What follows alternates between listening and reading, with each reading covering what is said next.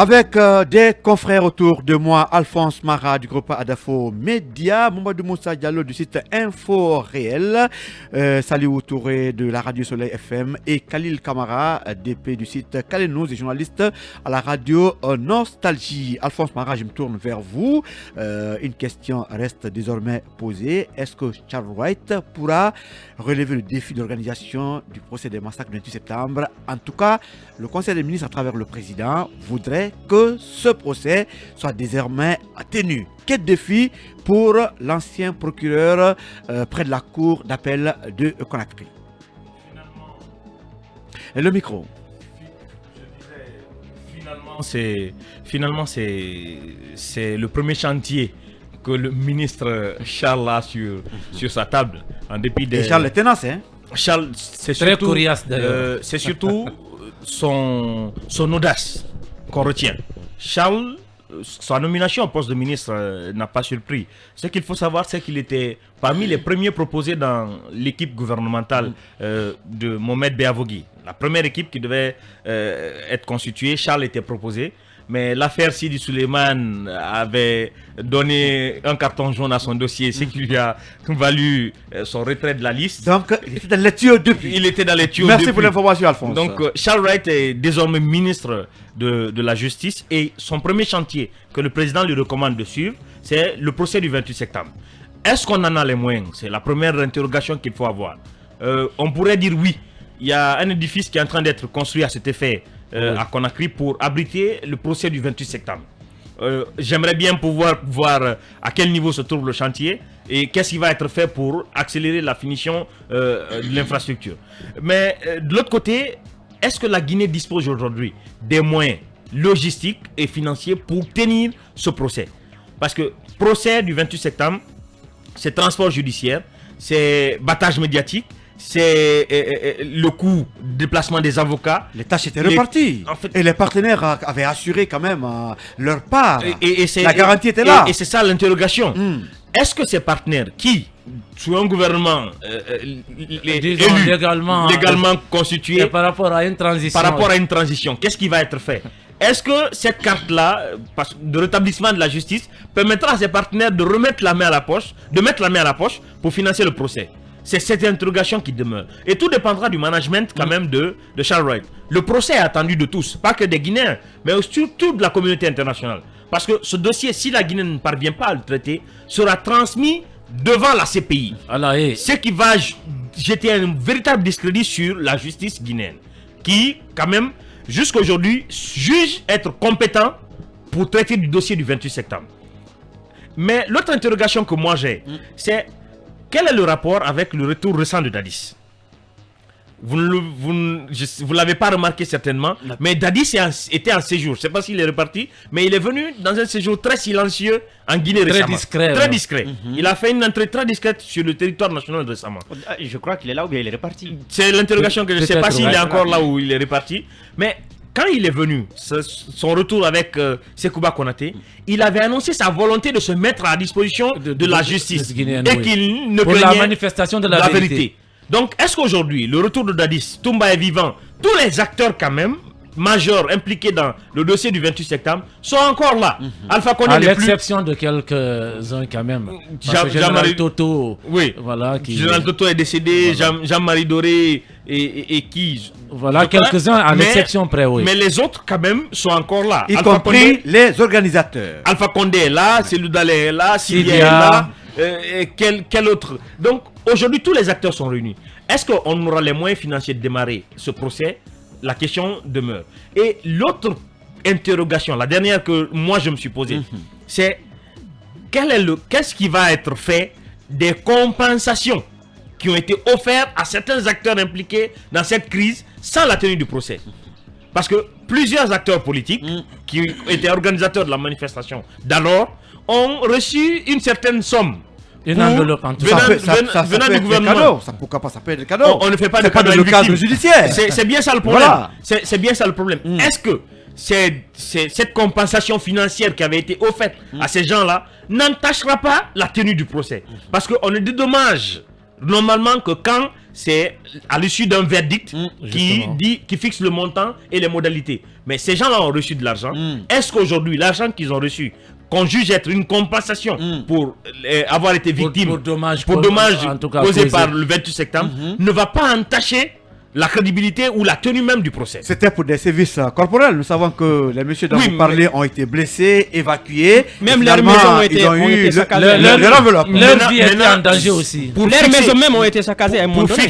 Pour fixer les dédommagements des dommages qu'ils ont subis, il fallait qu'il y ait un procès et qu'à l'issue du procès... Est-ce que ça c'est des dédommagements d'abord? Pas forcément, il y a des requêtes en référé qui peut permettre au juge d'allouer des indemnités. Maintenant, quel est le juge qui leur a permis de dire ça si le procès n'est pas ouvert? Voilà. Beaucoup de questions. À quelle fin ils ont reçu cet argent? Donc tout ça, ça reste des questions qui pèsent sur la tenue du procès du 28 septembre. Je pense que c'était de la générosité de l'État, mais c'était pas entre guillemets. L'État ne peut pas être généreux à ce point. Générosité entre adversaires. J'aimerais bien comprendre cette générosité. Bon, d'accord. On va tout à l'heure revenir. D'ailleurs, il y a eu la pression, dès que Dadis Camara a été annoncé à Conakry, il y a eu la pression des victimes et des associations de victimes. Et patatras, on a vu lors du Conseil des ministres cette grande annonce. Est-ce que vous pensez aujourd'hui que c'est la pression, en tout cas, qui a fait que le gouvernement a décidé à ce que le ministre Charles White puisse s'occuper de ce dossier et finalement... Pression peut-être non, parce que déjà on nous a habitués à dire que l'administration c'est une continuité. On sait qu'avant la chute du régime Condé, ça a été annoncé, on nous a même montré un édifice, si j'ai bonne mémoire, nous avait dit que, n'est-ce pas, les travaux étaient à 80% et avaient même un budget d'un peu plus de 70 milliards de nos francs. Je ne sais pas si c'est 73 ou 76, en tout cas, c'était un peu plus de 70 milliards. Et donc, dire que c'est la pression, peut-être non, c'est une continuité de ce qui a été quand même entamé. Mais là, vous avez parlé de défis. D'après nos informations, on demande à Charles-Alphonse White, l'actuel ministre de la Justice, de tenir, en tout cas d'organiser ce procès d'ici le 28 septembre 2022. Imaginez, août-septembre. C'est trop sérieux quand même. C'est trop sérieux. Alphonse l'a rappelé, il y a toute une armada, n'est-ce pas, de transport judiciaire. Ça demande beaucoup de choses. Donc, vouloir le tenir en l'espace de 2 mois techniquement, là, j'aimerais bien voir ce procès se tenir. C'est pas aussi impossible. Non, c'est un dit. Depuis ces événements se déroulés, il y a plus d'11 ans maintenant. Ça risque d'être un procès historique. Historique, oui. Tout s'est passé en Guinée. Les victimes sont en Guinée. Les présumés auteurs sont en Guinée. Oui. Mais je suis d'accord. Plus de 12 ans, je suis d'accord. On ne peut pas l'organiser. Je suis d'accord. Mais ce n'est pas facile comme couper du beurre comme vous le prétendez.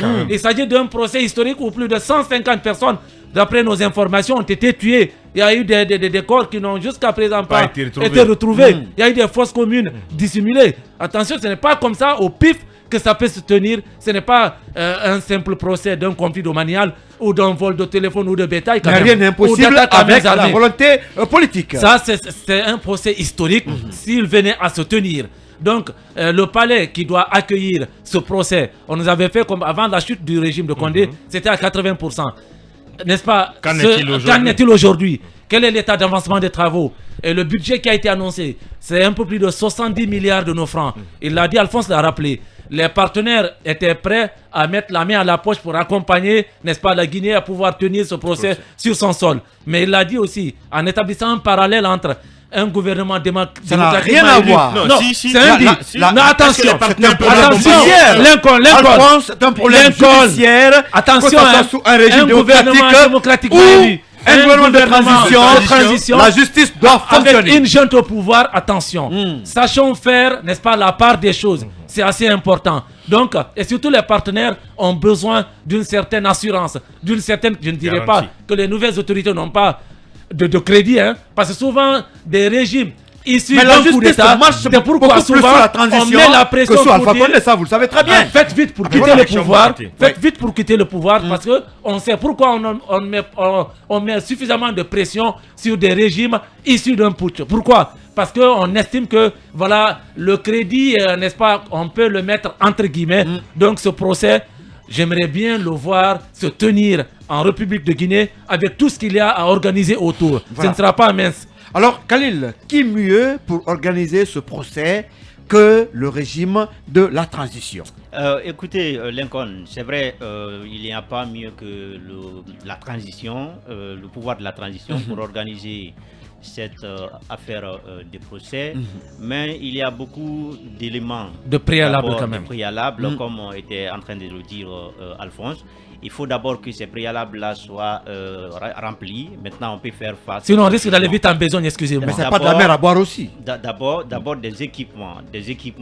Quels sont les moyens mis à la disposition de la justice pour l'organisation de ces procès? Ce sera une première en Guinée. Les magistrats, leur statut et autres là, tout ça c'est à définir. Est-ce qu'on vous l'a annoncé? Est-ce qu'on déjà l'immeuble devant abriter ces procès est terminé, est achevé? Point d'interrogation. Ce sont des interrogations qu'il faut soulever. Le budget, comment il pourra être acquis? Le budget, évidemment. Mais en ce qui concerne les parties concernées, on peut quand même dire que ces parties déjà sont présentes.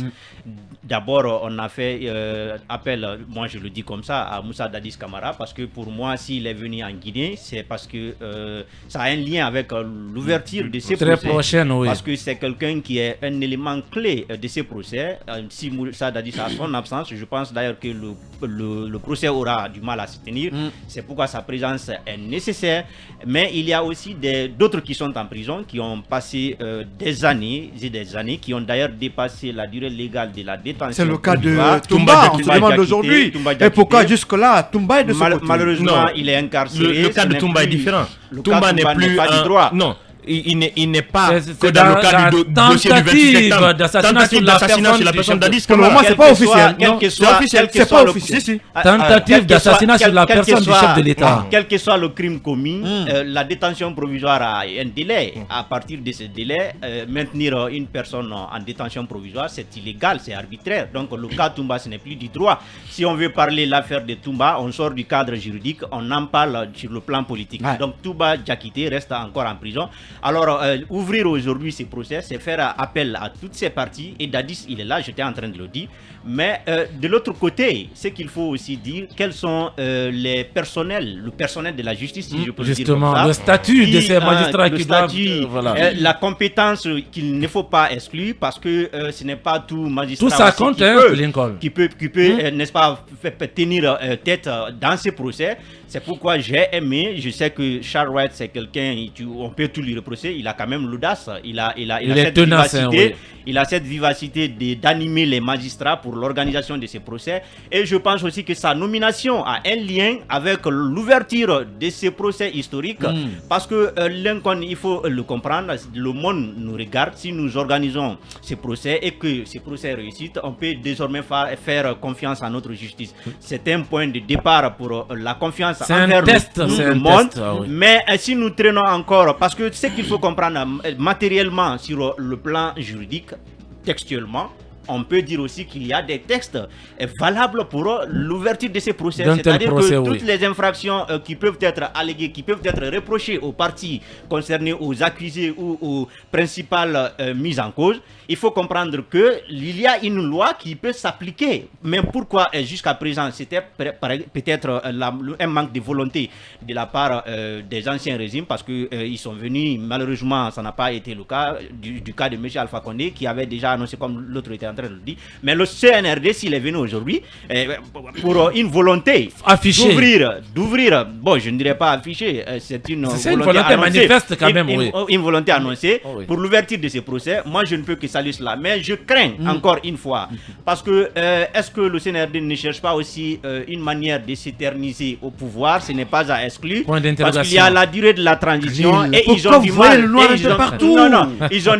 Ils ont du mal, c'est important, Lincoln. La vie du CNRD n'est pas liée à ce procès. Il peut partir, le procès continue. Je ne le pense pas. L'administration, c'est la continuité. Où ils peuvent poser les jalons. On a commencé par dire que le pouvoir de transition était mieux destiné pour l'organisation de ces procès. Donc je pense que le CNRD ne va pas tenir à ces procès, ne va pas tenir à l'ouverture de ces procès pour se maintenir au pouvoir.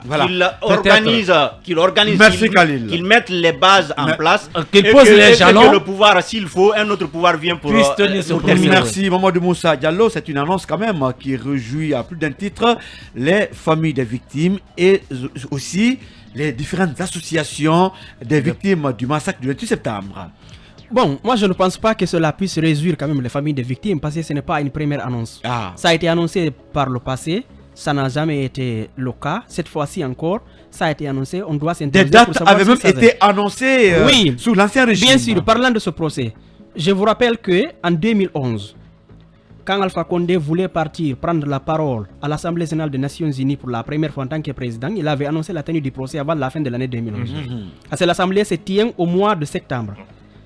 Ça n'a pas été le cas. En 2012, quand il voulait avoir encore les bailleurs de fonds derrière lui pour lui apporter de l'argent, il a annoncé la tenue du procès. Ça n'a jamais été le cas. En 2017, quand Maître Cheikh Sako est là, il a dit clairement qu'il y aura un procès sur le massacre du 28 septembre avant la fin de l'année 2017.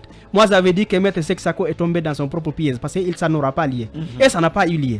Cette fois-ci encore, c'est les mêmes annonces. Vous avez joué l'oiseau de mauvaise augure. Non, c'est les mêmes annonces qui sont revenues. Non, attendez, c'est les mêmes annonces qui sont venues encore. Qu'est-ce qui nous garantit, qu'est-ce qui, moi, en tant que citoyen de ce pays, peut me donner la garantie que le procès là aura lieu, d'autant plus que plus de 4 annonces ont été faites par le passé, mais ça n'a pas été tenu. Donc c'est une interrogation. Maintenant l'autre interrogation. L'incon dira que ce ne sont pas les mêmes régimes. Ce ne sont pas les mêmes régimes, ce ne sont pas les mêmes régimes, mais les pratiques quand même au niveau des pratiques de ces deux régimes, il n'y a pas une grande différence. Le contexte aussi n'est pas le même. Mais Alphonse a dit d'accord, il y a un peu de crédit. Permettez-moi de continuer. Le contexte n'est pas le même. Permettez-moi. Maintenant les interrogations. Allez-y, on a 3 minutes seulement. Les interrogations. Est-ce que nous sommes prêts? Nous avons les moyens pour tenir ce procès? Je dirais oui, nous avons les moyens. Moins humain, moins matériel. Quand on dit moyens, c'est globalisé, il y a tout dedans. Nous avons les moyens. Qu'est-ce qui nous manque? Est-ce que nous avons la volonté politique? À ce niveau, ça n'existe pas. La volonté politique n'existe pas. Parce que l'annonce n'est pas synonyme d'une volonté. Quelqu'un peut annoncer en tant qu'acteur politique parce qu'il dirige une fonction politique, mais ça ne veut pas dire que ce qu'il a dit est conforme à ce qu'il a dans son cœur. C'est ce qui nous a tous trompés dans ce pays. Puisqu'on n'est pas dans le cœur du président, bien sûr, on va ne pas accorder du crédit à ce qu'il a dit. Permettez-moi de vous... Allez-y, on a 2 minutes maintenant. De vous justifier pourquoi j'ai dit la volonté politique. Quand il y a eu l'attaque contre la résidence du président occupée en 2011, c'était le 13 juillet 2011, ils ont tellement facilité l'organisation de ce procès, et le procès s'est tenu en une année. Ça n'a pas le même enjeu. Ça n'a pas le même enjeu, je suis d'accord. Mais nous savons tous que l'attaque contre la résidence du président, encore, ce n'est pas un petit procès. Si ça a été tenu en Guinée avec cette rapidité, cela veut dire que pendant 10 ans, on pouvait aussi organiser pour tenir le procès de massacre du 28 septembre. C'est ce que j'ai dit, ce n'est pas la même envergure. Ce n'était pas impossible. 2009-2019, ça fait 10 ans. Nous sommes aujourd'hui en 2022, ça fait 13 ans depuis que ces massacres-là ont eu lieu. Si la justice l'a vraiment été capable de tenir, avait la volonté de tenir le procès, ce n'est pas l'incapacité qui manque. Le 28 septembre 2022, 13 ans exactement. Ça fait 13 ça fera 13 ans. Ça fera 13 ans depuis que les massacres-là ont eu lieu. Et vous-même, vous avez rappelé les actes, les principaux concernés dans cette affaire. Pour la plupart sont déjà en vie. Le capitaine Dadis a déjà dit depuis 2010. Il a dit qu'il est prêt à comparaître et à dire toute la vérité. Toumba l'avait dit quand il a quitté ici, encore quand il est allé au Sénégal. Toumba l'a dit. Sékouba Konaté ne s'est pas prononcé directement. Chaque fois que lui, quand on parlait de ce procès, il tentait toujours de jeter la responsabilité sur les autres, alors qu'il était ministre de la Défense. Il est vivant et prêt. Attendez, alors qu'il était ministre de la Défense. Donc tout ce qui concerne l'armée, il était le premier responsable en ce moment de l'armée. Et de ce point de vue, il y a eu des personnes qui ont été inculpées, mais qui ont continué encore à servir le régime en place. Vous le savez très bien. Même si l'inculpation en termes de droit, je parle sur le contrôle, ne veut pas dire que tu es coupable. Merci. Mais quand tu es inculpé, ça veut dire que tu as déjà une part de responsabilité quelque part. De fonction. Bien sûr. Mais cela veut dire que ils ont voulu marcher à pas de caméléon pour que le procès ne se tienne pas à temps. Le CNRD qui est là ne m'inspire pas confiance. Je pense que c'est un régime qui vient encore jouer sur cette affaire pour s'éterniser au pouvoir. C'est ce que j'ai. Voilà. Ça, c'est pratiquement les mêmes conclusions que Khalil. Il ne me reste qu'à vous dire pratiquement merci à tous les 4. Il y a un sujet qu'on n'a pas pu éplucher faute du temps. Alphonse Mara, merci d'être passé dans cette émission. Mamadou Moussa, merci beaucoup. Merci à tous. Merci, c'est un grand plaisir. Merci à Khalil, merci à Asana Diaouné et à nos 2 techniciens. Ils sont tous d'ici là de ce côté. Ibrahim Assila, merci à vous. Merci chers auditeurs d'être les nôtres pendant ce moment. Les programmes continuent sur Film FM et sur Film 24 que vous pouvez suivre sur YouTube.